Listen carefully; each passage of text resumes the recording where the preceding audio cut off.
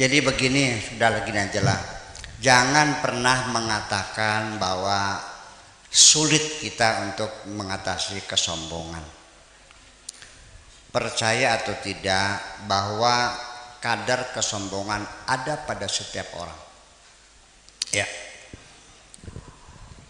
Semua orang pasti ada sombongnya.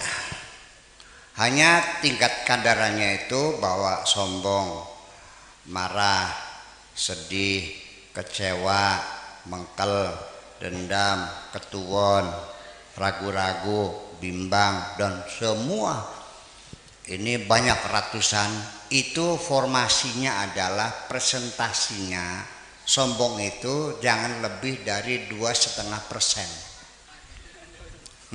Ya. Sebab bagaimanapun tanpa kesombongan kita mungkin tidak bisa terdorong untuk bersaing dalam hidup ini. Percaya nggak?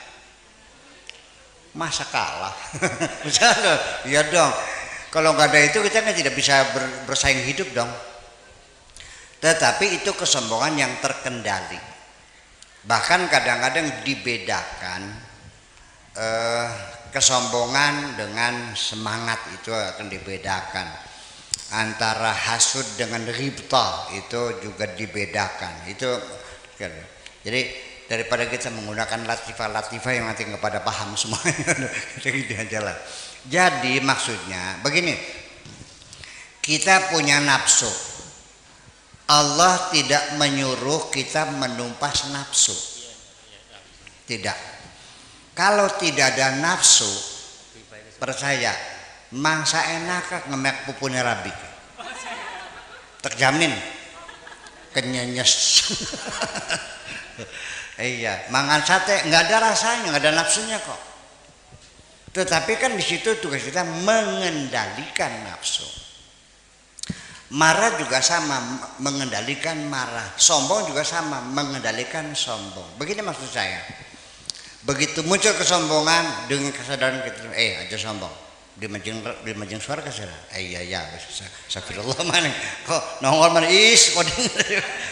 sama seperti begini. Jadi kalau sudah kita perlawanan yang terus menerus, bukan menghilangkan. Seperti kita umpamanya sholat khusyuk, tumakninah maksud saya. Saya ini gimana sholat nggak pernah khusyuk. Begitu Allahu Akbar kayak dengan utang, ya wes, Allahu Akbar. Nah makanya kita bagaimana mengkondisikan supaya sholat kita bisa tumakninah. Ibu-ibu terutama ini penyakitnya nih, kepengen ngodok air, tapi juga waktunya sholat, kira-kira selesai sholat airnya matang. Jadi nyalakan kompor dulu, pasang ketel, digodok, ditinggal sholat, kira-kira sholat selesai air matang. Apa yang terjadi dalam sholat yang mikirin? Begitu juga ibu-ibu ketika suami pulang dari kantor, lapar kan? Suruh makan dulu apa suruh sholat dulu? Betul, cerdas. Supaya sholatnya khusyuk. Kalau sholat dulu nanti supaya makannya khusyuk. Nah, jadi kapan kita bisa sholat khusyuk? Bukan berarti kita khusyuk tidak ingat apa, bukan. Tetap ada orang ngetok pintu kita mendengarkan. Jumlah rakaat kita sadar. Dan ini selalu semua sama. Jadi ketika kita terus berjuang, ngelayap lagi, tarik lagi, jangan. Itu sudah khusyuk kok. Ada perlawanan yang penting, paham nggak? Iya, jangan berharap. Nah, kecuali beberapa orang, makanya ada orang kita nanti dibandingkan dengan marah tadi ya, seperti dalam sholat saja sekaligus. Nabi Muhammad pernah memberikan sayembara siapa yang sholatnya khusyuk dapat sorban. Ya, pernah dengar kan?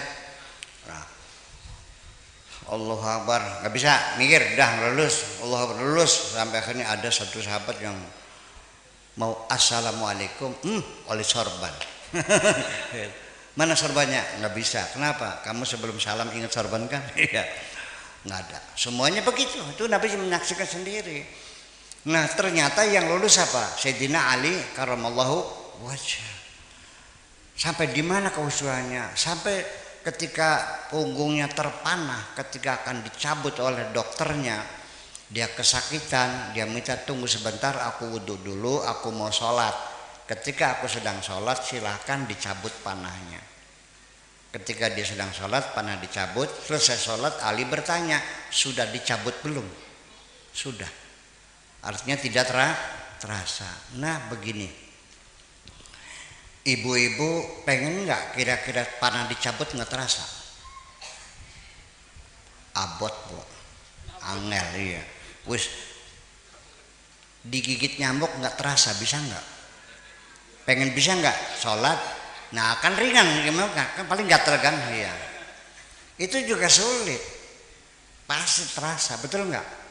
Hanya caranya kalau gatel ditempelkan tangannya di garuk-garuk begitu, paham nggak? Supaya jangan bukan gerakan yang banyak, lebih 3 kali bisa batal. Saya bisa dikerubut nyamuk nggak terasa.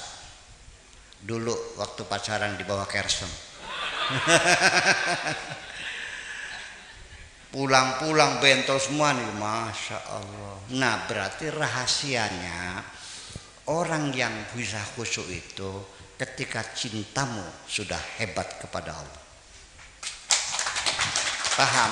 Itu saja. Maka kesombongan pun sama. Takhallaqu bi khuluqillah. Kita harus berakhlak dengan akhlaknya Allah. Allah Rahman, kita Rahman. Allah Rahim, kita Rahim. Allah Ghafur, kita juga memaafkan. Betul nggak? Kecuali satu, kesombongan milik Allah, itu maksudnya. Nah, maka ketika muncul sombong kita lawan. Nah, kemunculan sombong itu adalah dari ketidaksadaran diri kita bahwa sombong itu kita lawan. Ya, seberapa sih sombongnya? Sombong itu hanya angan-angan kita sendiri kok. Buktinya mah. Jadi artinya kita lawan terus muncul lagi. Nafsu kita lawan.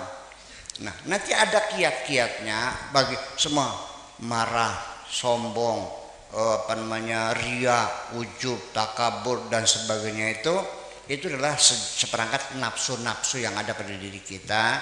Itu apalagi kita seorang nabi saja mengatakan wa ma ubarri'u nafsi inna nafsa la ammaratum bisu gitu. Nah, tidak bisa melawan nafsu. Ini artinya bahwa ungkapan yang semacam itu ini kalau nggak salah mah ini ungkapan Siti Zulekha yang lagi tergila-gila kepada Nabi Yusuf, kan begitu. Ada ini karena yang mengatakan Al-Qur'an di sini bahwa nafsu itu tidak bisa kita melepas nafsu, selalu ngajaknya enggak benar. Tapi ada kalimat yang terakhir illa ma rahima rabbi, kecuali kalau disayang oleh Allah. Jadi kuncinya supaya kita bisa menguasai nafsu kita bukan melawan nafsu. Nafsu nggak bakal kalah. Kamunya melek, nafsunya melek. Kamunya tidur, nafsunya melek. Sirane ngatek, nafsunya sirane dorok, nafsunya ngatek.